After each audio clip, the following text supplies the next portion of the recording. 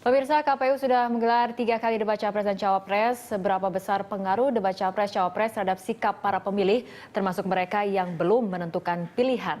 Dan kita akan membahasnya bersama Direktur Political Communication Institute, Heri Budianto, dan juru bicara tim Prabowo Hatta, Bara Hasibuan. Dan kami juga masih menunggu tim pemenangan Jokowi JK, Ferry Mursi, dan Baldan. Sementara ini, Mas Heri dan juga Pak Bara, terima kasih telah hadir bersama kami di Studio Berita 1. Oke, kita ke Mas Heri terlebih dahulu. Mas Heri, ini sudah ada 3 kali debat. Yang pertama debat Capres-Cawapres. Untuk Capresnya sendiri hanya baru kemudian 2 kali debat seperti itu. Ini seberapa jauh kemudian hasil debat-debat ini mempengaruhi pilihan dari warga? Ya, kalau kita melihat ya dari hasil survei kita kemarin ada perubahan signifikan ya, terutama pemilih-pemilih rasional ya terhadap debat. Survei kami lakukan itu setelah debat kedua. Debat kedua itu kan dilakukan tanggal 15 ya, kalau saya tidak salah hari Minggu. Lalu kemudian kita survei mulai tanggal 16 sampai tanggal 20 Juni. Dan setelah debat ketiga kita juga jalan, mudah-mudahan dalam waktu minggu depan sudah selesai kita lihat bagaimana trennya. Nah, kenapa saya katakan ada perubahan perilaku pemilih terkait dengan itu? Terlihat ya bahwa ternyata angka yang belum menentukan pilihan itu semakin lama semakin sedikit ya.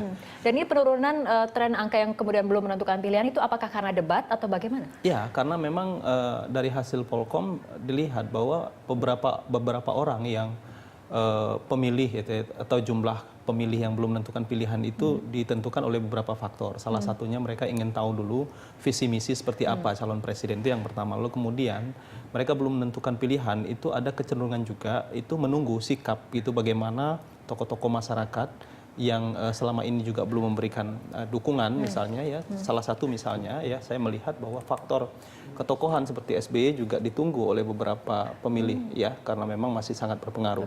Nah, lalu kemudian ada juga beberapa pemilih yang ini yang menurut saya juga perlu diperhatikan oleh tim sukses, bahwa pemilih-pemilih yang rentang umur 17 itu sampai 22 tahun, mereka itu masih menggunakan hak pilihnya itu mengacu pada referensi keluarga. Jadi ini juga termasuk kategori yang belum menentukan pilihan. Oke, baik Pak Bara, langsung saja mengenai dari survei ataupun hasil yang dilakukan oleh tim internal sendiri, bagaimana kemudian pengaruh dari debat sendiri terhadap elektabilitas Prabowo Hatta? Ya, jadi sudah diadakan 3 kali debat ya. Jadi memang kesimpulannya sangat positif ketika debat itu bagi elektabilitas pasangan kami, dan memang secara keseluruhan kalau kita lihat dari berbagai survei yang dilakukan dan diumumkan baru-baru ini, memang tren elektabilitas dari pasangan kami Prabowo Hatta memang meningkat terus. Jadi kami yakin itu salah satunya adalah karena memang performance dari kandidat kami di ketiga debat itu. Jadi memang dari awal kami menganggap debat-debat ini sangat menentukan. Dan tentu saja yang juga harus diingat adalah karena pada awal periode kampanye ini yang dinamakan dengan swing voters atau undecided voters itu masih tinggi. Bahkan ada yang mengatakan di satu survei saya lihat sebesar 40%. Nah, itu biasa adalah mereka orang-orang rasional gitu ya Mas Heri. Dan mereka juga memang sangat memperhatikan debat sini, dan debat sini dipakai sebagai salah satu ukuran untuk menentukan pilihan. Oke, gitu. Mas Heri, berbicara mengenai pemilih rasional, undecided voter, apakah kemudian debat ini memang hanya berpengaruh bagi mereka yang belum kemudian menentukan pilihan, atau bagaimana pengaruhnya terhadap pemilih-pemilih yang memang sudah menentukan pilihannya? Ada, jadi ini yang kualitatif. Jadi kami juga membuat desain kuesioner ya, pertanyaan itu ada yang berubah. Jadi tadinya misalnya mereka cenderung pada Prabowo Hatta misalnya atau Jokowi JK, lalu kemudian setelah debat memilih ke pasangan yang lain. Nah, itu ada, memang kami tidak presentasikan. Nah, itu berdasarkan debat. Nah, kita lihat misalnya kecenderungan ya, ini ada data di kita ya, kualitatif. Mereka melihat misalnya pada debat kedua, setelah debat kedua itu beberapa pemilih-pemilih rasional itu yang tadinya itu kecenderungan kepada Jokowi, ya kemudian ada beberapa itu pindah ke Prabowo, seperti itu ada. Nah, pun sebaliknya. Nah, ini yang menjadi PR juga menurut saya, ternyata memang pemilih-pemilih rasional itu mereka melihat penampilan atau performa daripada calon presiden. Nah, ini juga sebenarnya mereka tadinya sangat misalnya Jokowi banget atau Prabowo banget, tapi ketika penampilan di debat itu mengecewakan, maka itu akan beralih, ada kecenderungan seperti itu.